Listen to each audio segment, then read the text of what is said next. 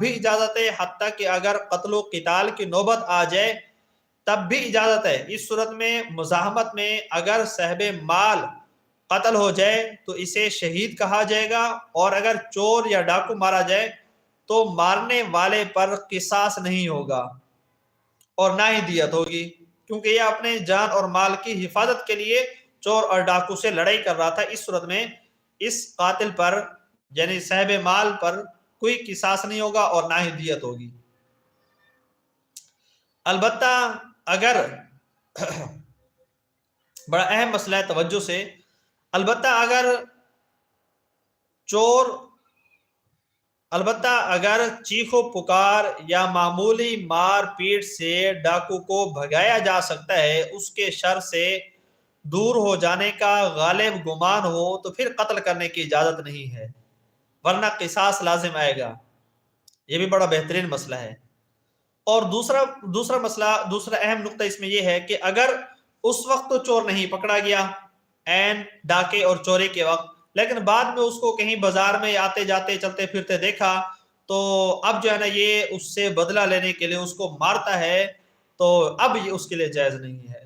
عین موقع سے وہ اگر فرار ہو گیا، بھاگ نکلا اور اس نے کچھ نہیں کیا، تو اب اس کو اجازت نہیں ہے۔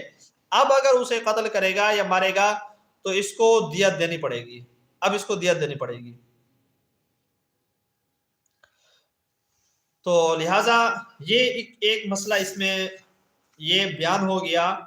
سب سے پہلا مسئلہ قصاص کا، یعنی قتل کی صورت میں قصاص ہے۔ اور اس میں یہ جو بیان کیا گیا کہ آزاد کے بدلے آزاد، غلام کے بدلے غلام، عورت کے بدلے عورت، اس کا یہی مطلب نہیں ہے کہ اگر مرد نے عورت کو قتل کیا تو مقتولہ عورت کے بدلے مرد کو نہیں بلکہ اس کی عورت کو قتل کیا جائے گا، ایسا نہیں ہے اس کا مطلب۔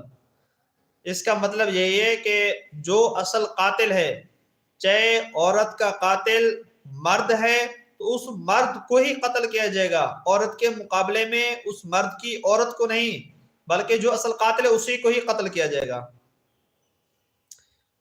دوسری آیات مبارکہ سے یہ بالکل واضح طور پر ثابت ہے، النفس بن، جان کو جان کے بدلے قتل کیا جائے۔ اس میں کوئی شرط نہیں ہے کہ عورت قاتل یا مرد ہو، آزاد ہو، غلام ہو، کوئی بھی ہو، جو قاتل ہے اسے قتل کیا جائے گا۔ القصاص فی القتلى، فرمایا مقتولوں میں قصاص ہے، یعنی برابر سرابر ہے۔ اور ایک آدمی کے قتل کا جو دیت ہے، جو چٹی ہے، وہ شریعت نے مقرر کی ہے 100 اونٹ یا 1000 دینار یا 10,000 درہم، یہ اس کے لیے چٹی مقرر ہے۔ اور اس کا لکھا ہے کہ آج کل کے مروجہ وزن کے اعتبار سے تقریباً 3.5 ماشا چاندی کا ہوتا ہے، تو پوری دیت یعنی 2900 تولہ 8 ماشے چاندی ہوگی۔ تو امید ہے کہ یہ مسئلہ آپ کو واضح طور پر سمجھ آ گیا ہوگا، اور مزید انشاءاللہ پھر آگے احکامات بیان ہوتے رہیں گے۔ اگلا حکم جو ہے نا وہ وصیت کا بیان ہو رہا ہے، جو کہ انتہائی اہم مسئلہ ہے کہ مرنے والے کو اس کے لیے کیا وصیت کرنا جائز ہے اور کن کاموں کی وصیت کرنا اس کے لیے ناجائز ہے۔ تو اس حوالے سے انشاءاللہ پھر لائیو کریں گے آپ کے سامنے۔ دعا ہے کہ اللہ تبارک و تعالی جو پڑھا سنا اس کو صحیح سمجھنے کی توفیق نصیب فرمائے، اور تمام امت مسلمہ کی اس طرح کی جو قتل وغیرہ ہے، ان جرائم سے بچنے کی توفیق نصیب فرمائے۔ وما علینا الا البلاغ۔